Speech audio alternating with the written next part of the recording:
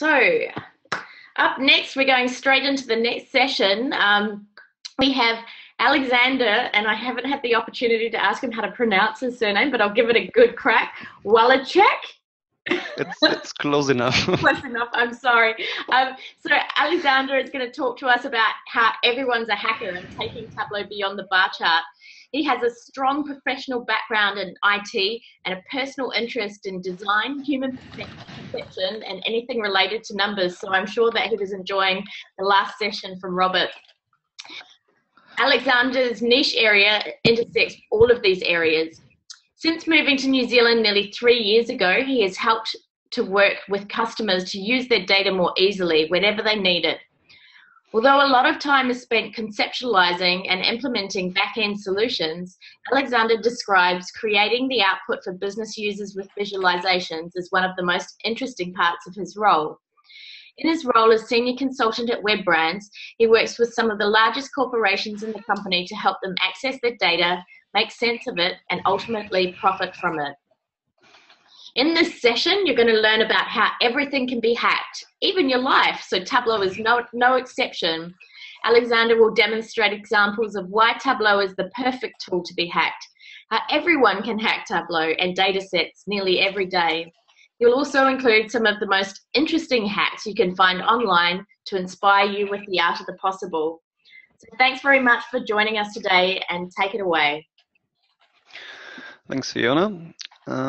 So let me share my screen. There.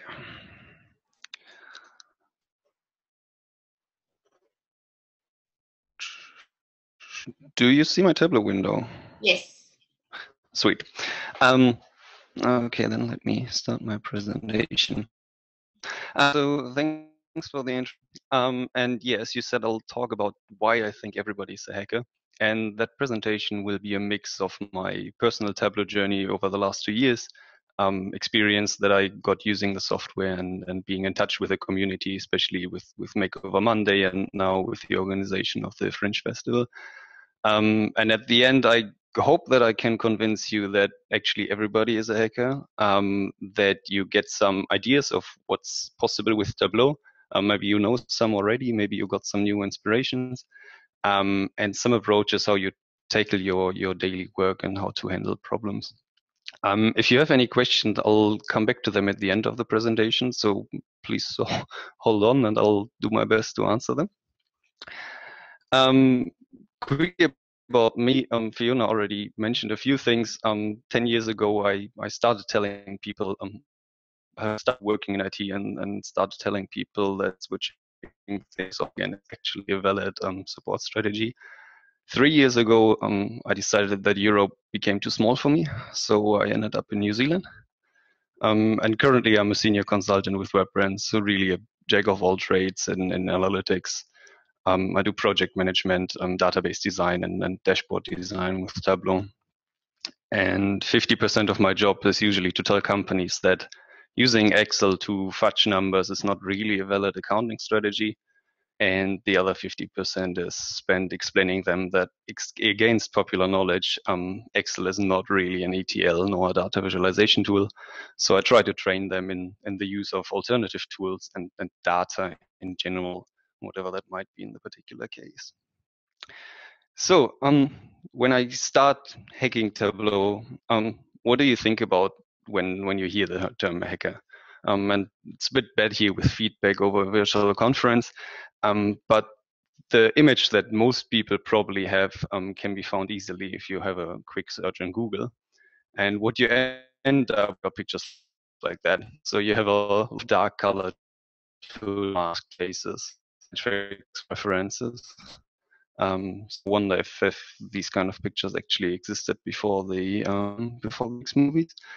But in general, I doubt that most hackers look like that. There might be, of course, wear these kind of clothes and maybe like to code Guy Fawkes mask.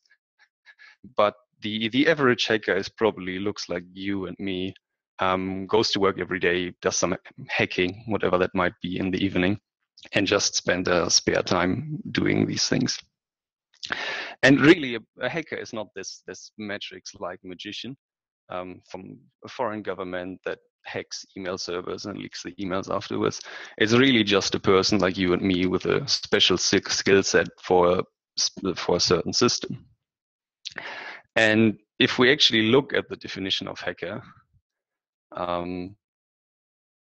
what I actually copied from Wikipedia, it's about the challenge of creatively overcoming limitations and achieve novel and clever outcomes. Now, Wikipedia says that it's the limitations of software systems, but if you had a look in your Twitter or Facebook feed recently, you probably came across one of those life hack videos. So in the end, I think it's fair enough to say overcoming limitations of any kind of system to achieve a novel or generally an outcome that is different to the original purpose of whatever object you're working with. And things to take away here, it's a challenge. You work creatively, and what it results in is in some form or way novel and clever. The interesting thing is that a couple of weeks back, I came across a quote about the nature of playing. And that was from Bernard Suits. And the volunteer. And if you think it's true, like we put ourselves in a framework and that don't apply in the real world, and then try to play in that. Might it be a dice that only throws 1 to 6 eyes, and then you can move forward, this kind of thing. And if you think about it, actually overcoming limitations for novel outcomes, the definition of hacking, is really trying to overcome unnecessary obstacles. Because whatever I can do when I hack a piece of software, there's probably another piece of software out there that does something else already. If I hack a system of a company or somebody else, then I don't really have to do it. I do it because I want to, because I give myself this challenge. So if you think about that hacking Tableau, and my way and maybe your way of using Tableau really fulfills the definition of playing. So in the end, you could say that I am using Tableau for recreational purposes. And that sounds pretty geeky, and I've seen people shaking their heads at me. But considering that you're currently listening to this talk, either live or in a recording afterwards, I'm pretty sure you can relate to that kind of feeling, to use Tableau and itself fairly geeky software just for fun, just because you want to spend time with it, and it's fun for you. So after this introduction to hacking, how do we use Tableau beyond the limitations of the software? And I'm prepared for a little bit of backlash after Robert showed a pie chart before, and I think there was a comment in the chat about that. So I'll show you now how to create a donut chart, and let me explain where that goes. I assume that most of you probably know how to create a donut chart in Tableau. And if you actually not now, or if you said silent thought yes, then congratulations, you're a hacker. And that's my talk. Thanks for listening. Actually, I have a few backup. So let's have a look at the donut chart. And once that loads here, donut chart, we have a pie chart and a small white circle and using the axis or donut chart. It's a very simple technique to create something, but the important thing is that the donut chart is not a default option in Tableau. It wasn't really intended to be there. And similarly, you might have seen that this lollipop chart, where you have 2 data points, in this case 2 years, 2015 and 2014, and a Gantt bar in between. So the representation of the data and what it does at the moment, that doesn't really matter. What matters is that you use 2 different charts, you combine them, and you create something completely new. And I think, especially with Tableau, the development of this dual axis capability, that was really to get something like combined bar and line charts. because you have them in Excel and everybody wants them in Tableau as well. So the developers at the time, they were aware that you could combine different charts, but I'm pretty sure that they didn't really think of the possibility to create these kind of donut charts, or to create lollipop charts, or any kind of other chart that you get by creating two different things. So basically, if you think about that, is that already hacking? It might be intellectually challenging. I would argue if you give somebody the donut chart that have and that person has used Tableau for 2 or 3, that'll probably be quite a challenge. Creative and novel, probably not anymore. It probably was novel when the first person actually figured out that it was possible. Clever might be. That's in the end, it's up to you how you judge it. But I would say that that fulfills most of the requirements of being a hack. Now, if you don't agree with me yet, we can increase the difficulty a bit. And while probably many people will be able to create a donut chart or a lollipop chart, let's have a look at some other visualizations. So those I got them all from the Monday. It's not a competition, but the Makeover Monday community. And I know that Ludovic, the guy who created the Sankey chart on the right, actually listens to that. So thanks for allowing me to use that. And you can see that they are very different kind of charts. So you have this snake chart on the top that curls from the left to the right in one continuous line. You have a radial chart on the bottom that gives different eclipse data. And you have the Sankey chart. And all 3 charts, they are not native charts in Tableau. So now if I ask you to read that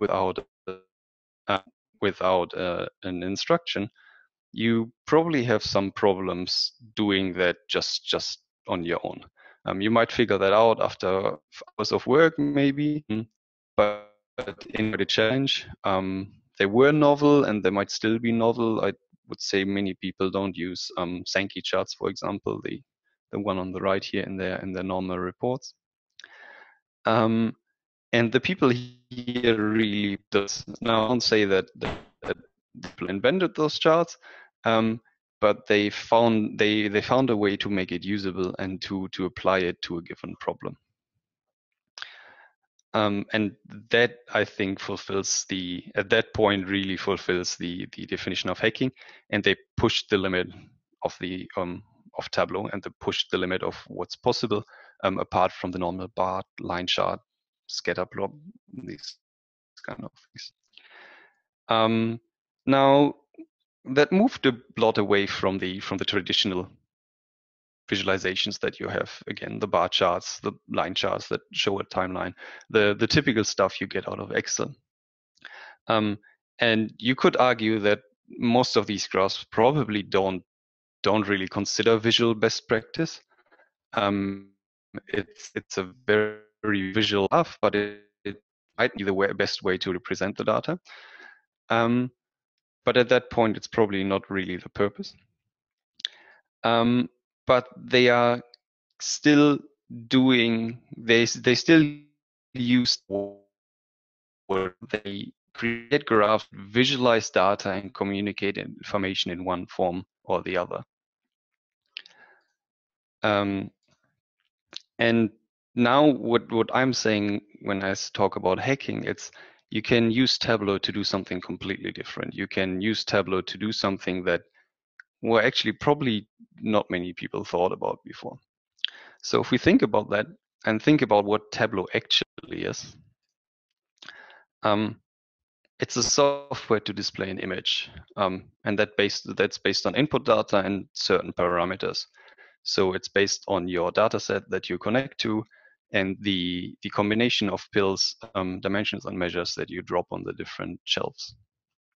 So in the end, what it really is, it's a graphics engine. You have input data, and the computer uses this data to create a picture of some sort. and you might not know before what it looks like, but once you create it, you can see it. And Robert before showed how you can actually, with this picture, get better insights and can easier see trends more easily, see patterns in your data.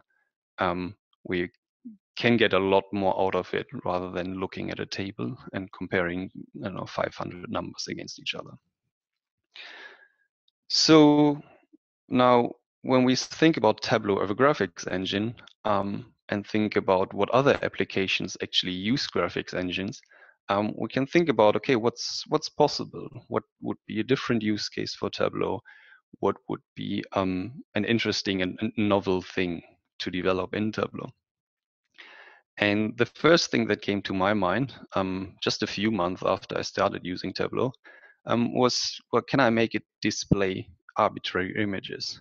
Can I make it display an image of some sort that I define based on my data?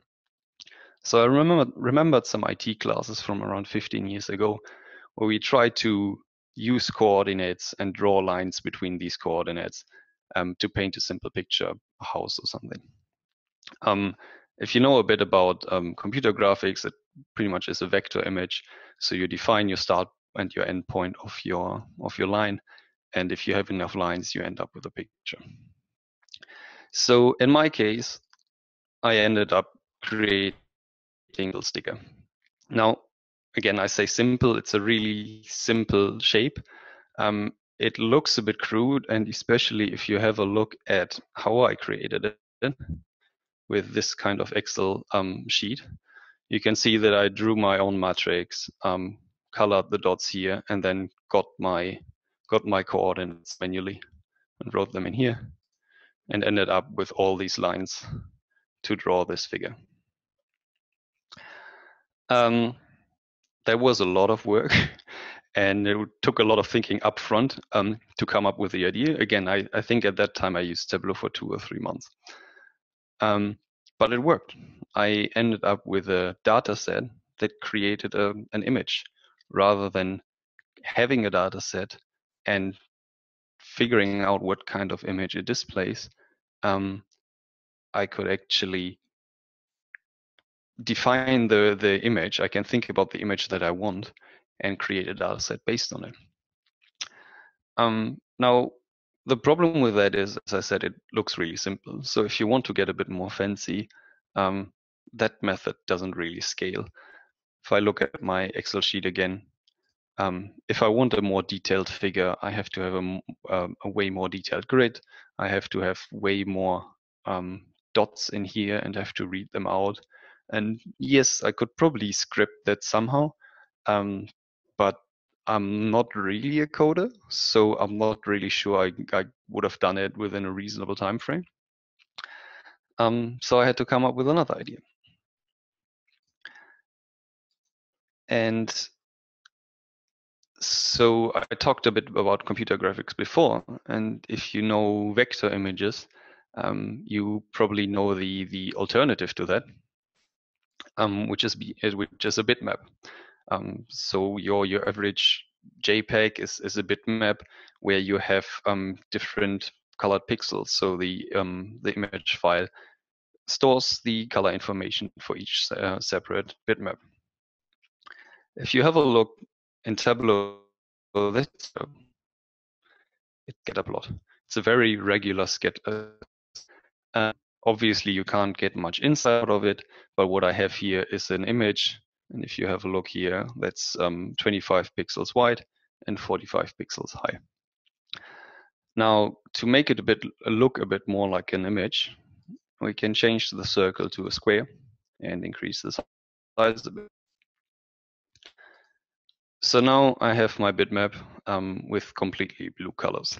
Now that technically looks like a bitmap image, but obviously it's very boring.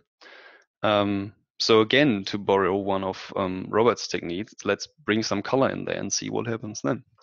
So if I use my color dimension here and drop it on color, I suddenly end up with a Super Mario, and it looks like he's jumping. So again, with the 25 by 45, I think that's around I think it's 1125 pixels. I obviously didn't open it in Paint and got the color information from every single pixel. What I did was I created a small Python script to scrape every pixel, get the color information, and you can see on the right here that it created a custom color palette to actually color the pixels. Now with that, I was satisfied because that actually, so I can pick images, scan them as well, bring them into Tableau. At some point, you reach certain kind of limitations. If your image is too big, if you get a JPEG and you have thousands of different colors in there, that's a natural limitation for Tableau.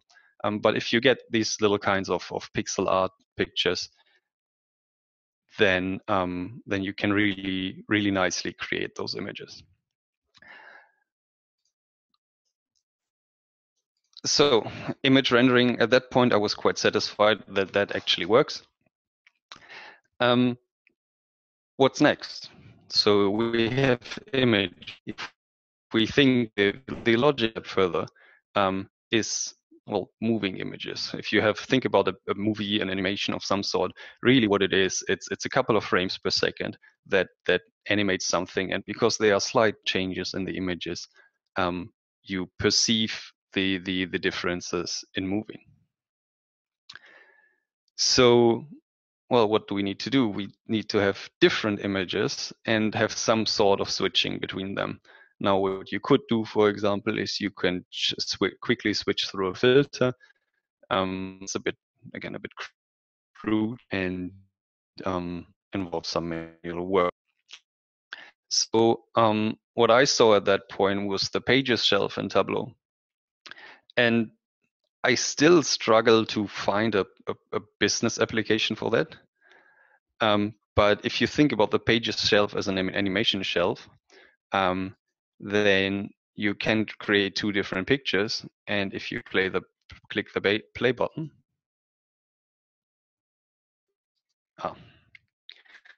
let me.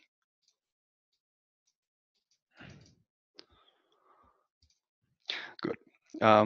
That happened to me yesterday already. Let me quickly restart my Tableau presentation.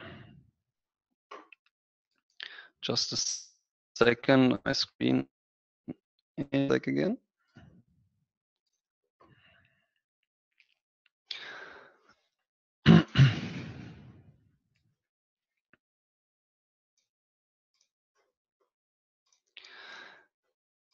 And then I hope we can make this sticky figure move.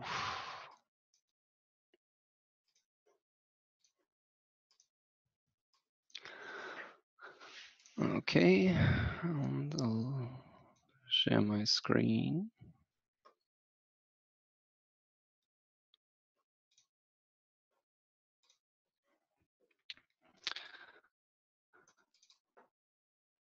And now let's see. Here we go. And I hope the screen sharing works again. So if somebody could just hint at me at the chat window, if everybody sees that. Yeah, we do. Very good, thank you. So with the pages shelf, if you don't know it yet, it works similarly to a filter, but rather than changing the filter individually, you can just click play and it switches through all values. I just forgot the name, but you might remember that that bubble chart. And Robert says he dances to Justin Bieber songs like this. You might remember that bubble chart with, I think, the development index versus GDP in different countries. And if you click on play there, you see the bubbles moving, which pretty much represents the countries developing more and more. I forgot the name of the guy who created that, but I can look it up afterwards and post a link somewhere. So I think it was this kind of applications, but obviously it also works. Yes, it was Hans Rosling. Thank you, Robert. But if you use it for these kind of images, you can actually animate something. And of course, I went further there and had a look for Mario. So what I didn't tell you was that my Python script that I wrote actually ran on a GIF, and it separated each frame and got the color information for each different frame. So now if I click on play here, I have my Super Mario jumping up and down. And this is, again, it's a lot more scalable than my little sticky figure. But you can see that that actually works pretty well. And again, I try to scale it up to use, for example, movie scenes from that were GIFed. At some point, you run into a big problem because it's just too much information, and Tableau really is limited by the amount of memory that you have available. And at some point, it's just not quick enough, and the animation doesn't work as nicely. The problem with the pages shelf really is that it doesn't work on Tableau server, neither on Tableau public. So this animation thing, you can't see it online, which I find a bit sad because I would have loved to post it somewhere online and have people play with it. But yeah, you could still download it and run it locally. So what do you do with it? You will ask me, because, well, that's nice, but it doesn't have really a business implication for it. And I have to agree with you. There's no actual serious application for that. But we actually found a different application. And after we resurrected with this jumping Super Mario, the pie chart of the 90s, the animated GIF, if any of you remember the GeoCity days, we went on to resurrect something only slightly worse. If you remember the AOL days and Christmas cards, we created an animated electronic Christmas card. So let me. And again, I tested yesterday, and it all. Let me try that again.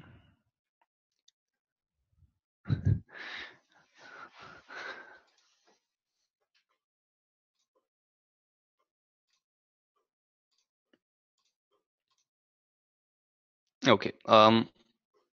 So I had a Christmas card, and it had an animated Santa hat and a snowman that was throwing snowballs. I'll try to get it running after this and try to show it afterwards. It was, if you can see my design there, that was actually, I recreated that because I didn't have the original anymore. But the original was similarly well designed. So please don't judge me on that. But so this was basically a small workbook that we created and sent out just for people to play around with. When we got some quite positive feedback in terms of, oh, I didn't know that you can do these kind of things in Tableau. So actually, there was an application for the business, just not one that you would probably usually think of. Let me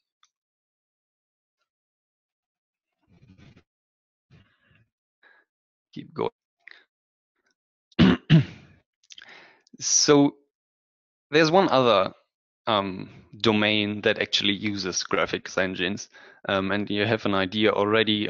Please keep it for yourself because I want to develop thought process. As I said, all these image drawings I did, I think it was around November, December 2015. A couple of months using Tableau and just trying to see what's possible.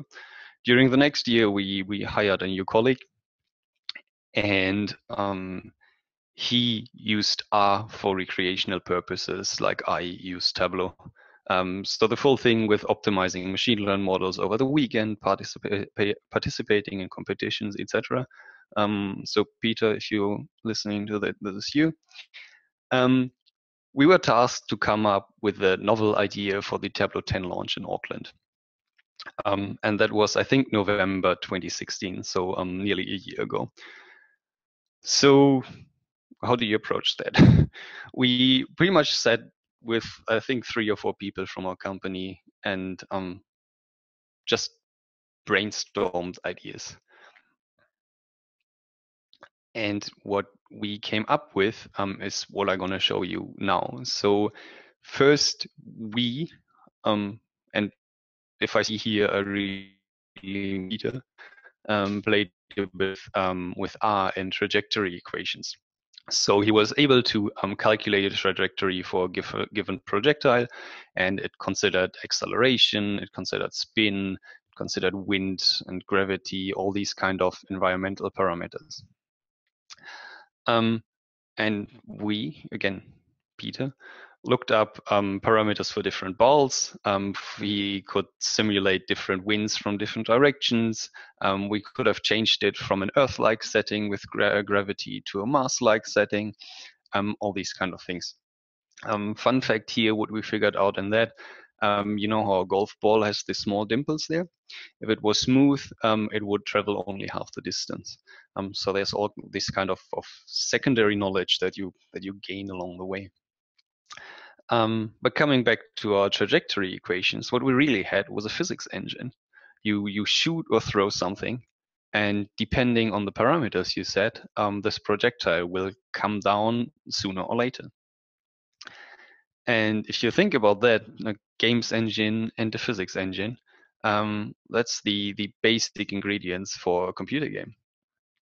So we tried to build that. And if I open my other workbook here, that not the game, but that's what the trajectory looks like plotted in Tableau. I have my angle here. I throw it in a 70-degree angle. If I change that to a lower angle, you'll see how it connects to the R server that I'm running locally on my laptop, and it adjusts the trajectory. I can also adjust the speed and say I throw it a bit less. So you see that here it crosses the 0 line around 110. So if I change the speed thing lower and R calculates it, it crosses the line now around 35, 37 to be exact. Here, yes, it takes some time, but consider that acceptable for this kind of application. So it's fun. So well, you're willing to maybe wait a few seconds longer. What you could also adjust was the spin of the well, if you throw a ball off the ball. So you might know that out of ping pong, for example, in the ball, in weird forms. And I'll try to make that visible here. It usually works with a steep angle a bit better.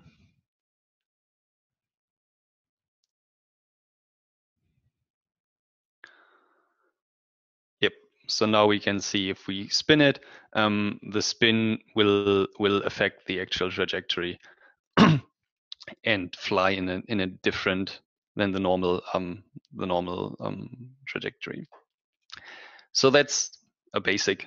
We can plot that, but it's well, for me it's fun to play around with and to figure out what happens if you're jinx. People probably find that very entertaining. So the second step was to actually give it a theme.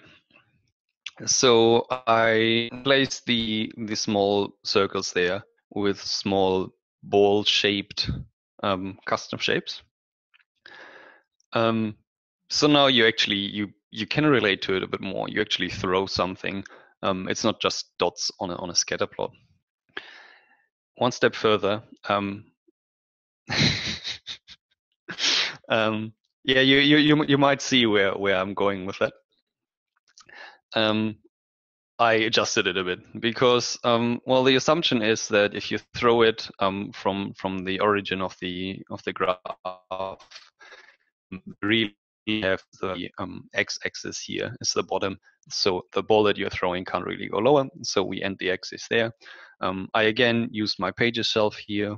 I adjusted it a bit to not show all marks, but only the last 6, I think, and bit. So you have a bit of the effect that you have when you watch a tennis match on TV, where you still have a bit of the ball dragging behind. Again, if I click the play button here and start it from the beginning and increase the speed, you can see how it lies in the trajectory that I've defined before. So now we have that. And the only thing really missing now is a proper setting. And luckily, Tableau provides us with the possibility of background images. So if we add a background image, you can hopefully relate to it a bit better. And again, it looks a bit basic.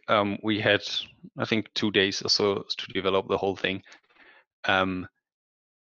And we couldn't use the official theme for copyright purposes. So if you didn't get it yet, there'll be another slide where you hope. So we have a little person here throwing a ball and a little monster here. And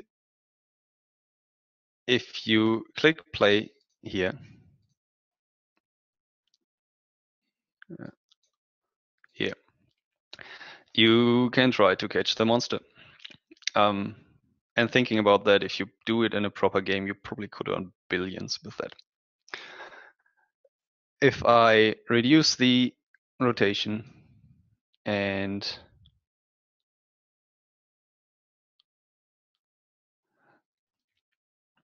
play it again, I can try to get closer and closer to the monster and try to catch it eventually. So now we actually have some sort of game. And if you remember maybe Worms from back in the day, it's the same idea. You actually also have different wind speeds here, so you can adjust the wind. Sorry, you can change the wind, and it will be a random wind. So you don't really know what's happening, and you have to adjust every single throw. Nice, but then usually a game has a nice a game needs a nice interface where you can adjust all of these things. So what we created was this dashboard, and we actually ran it.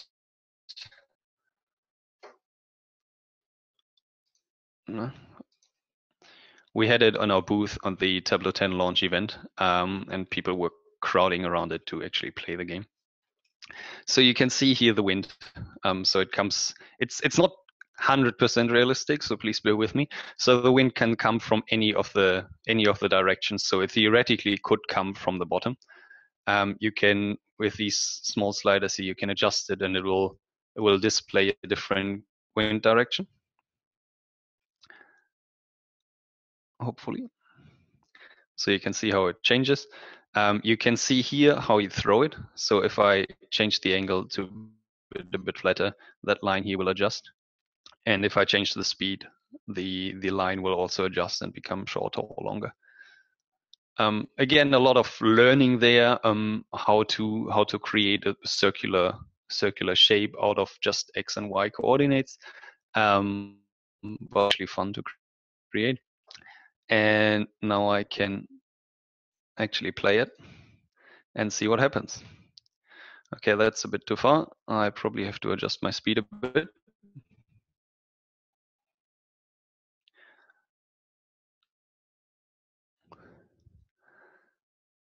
And I play it again. And that might have been a bit closer.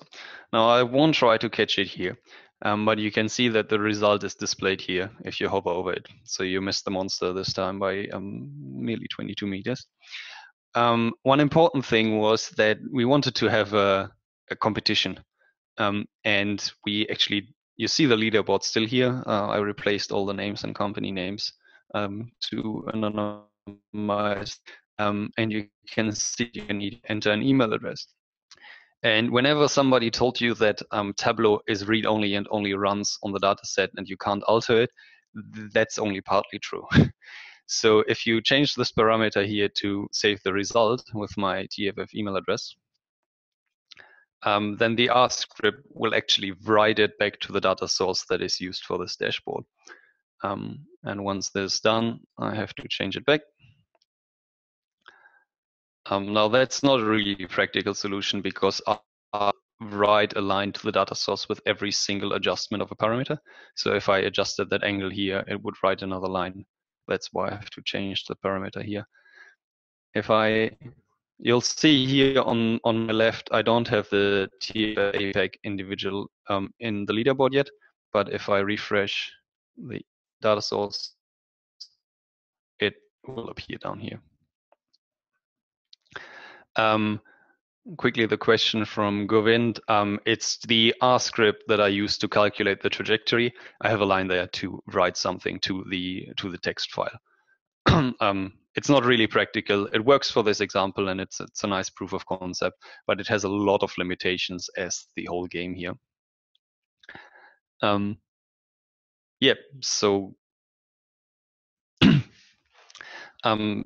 so with that, we actually achieved our last goal. We built a game in Tableau. And if you actually look online, you'll see that this is not the only game. So if I quickly open this, there is, for example, tic-tac-toe up here, which you pretty much cannot win. So because of the algorithm behind it, you will either draw or you will lose against Tableau. This is done by Josh Milligan, who also did the next two examples, which one is blackjack. And that's quite interesting because it creates random sets of cards. So every game is different. And if you look about in the details about that, there are some interesting techniques that you use to achieve that. You can battleship game, which I found really impressive, and I spent a bit of time yesterday actually playing that, and I won.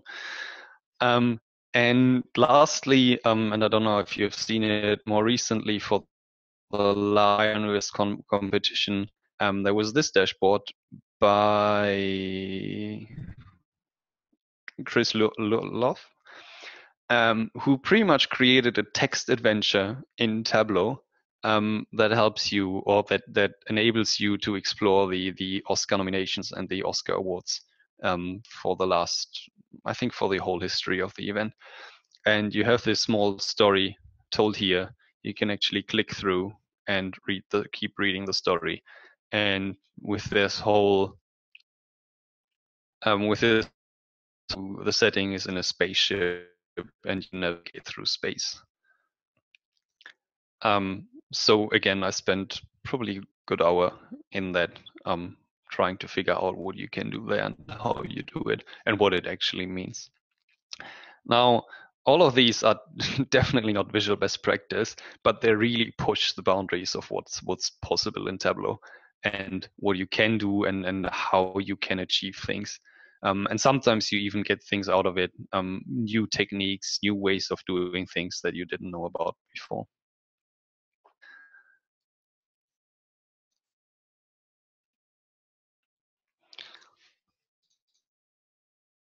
So, what do you do with it? How does that apply actually to your day? How does that help you developing, or how does developing games help you with your boss asking for a better month-end report? And there are a few points that I find important. Firstly, everybody can hack everything and anything. If something doesn't work for you, you can always try to make it work. And that applies to Tableau, of course, but also it applies to anything else you do or use. You can really just try to find a different way or work with the limitations and what's given to you. Finding a solution is not always easy. you might actually need to step back a bit to then improve again. If I had tried to improve my vector image, the sticky figure in the beginning, I probably would have days, maybe weeks, would have spent it to develop a Python script of some sort that would allow me to do it more flexibly and to do more advanced graphics. But the way I approached it was like, okay, vector image is probably not the way to go. Let's do it with a bitmap. And that's actually a very common business situation I found where I'm asked to recreate a chart in Excel, recreate a chart that was in Excel in Tableau. And you first step back and think about, well, what does it actually do? And more often than not, you'll see that the chart itself in Excel was a workaround. It was an Excel hack because it wasn't possible to display it in a different way. So you might have year-to-date, year-to-go figures because you couldn't have a running sum that shows you the whole year.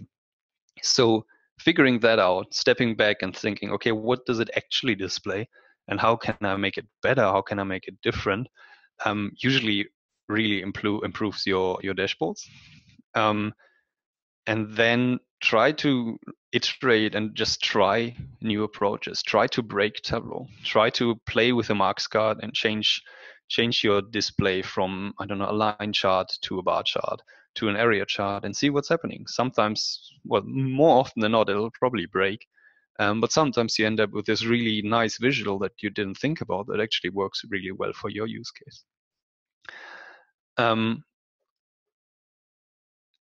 So in short, you need to learn what Tableau can and cannot do, because if you do not know its boundaries, you can't push it. You can try to step over them. You need to play and stay curious for different applications to figure out new things, to want to learn. I highly encourage following Makeover Monday. There are a lot of techniques that I didn't know about that every week you look at it and you think, oh, that's nice. I don't know how I would use that yet, but it's good to know that it exists and that it's possible. And talk to others, ask for feedback. Ask people that are not related to data visualization what they think and how that works. And again, Robert previously mentioned that a bit. They have a different take of things. They don't care about visual best practice. They might come up with a stupid sounding idea, but then in the end, it actually proves to be great.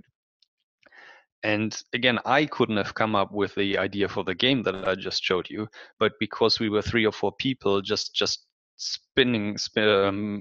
playing around with ideas, just talking things and making jokes about things, we came up with a game that we ended up with.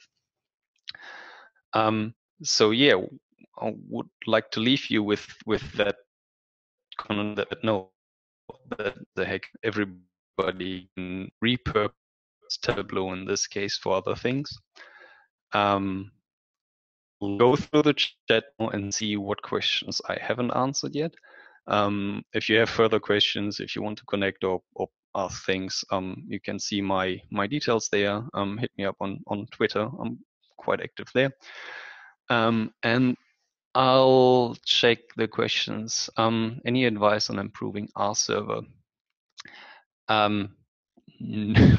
Quick answer, no. So we ran that all locally on our machines, just because it was easier and we didn't have an R server at the time.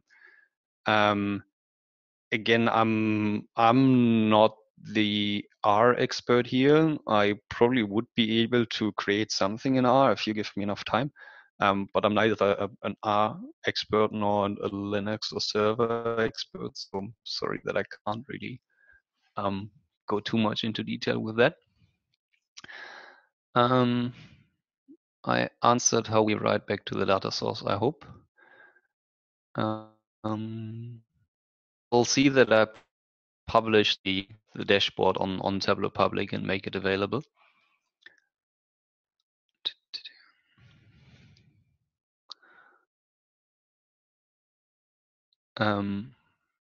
And yeah, I also thought about publishing the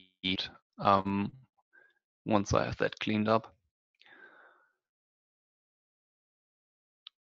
Okay.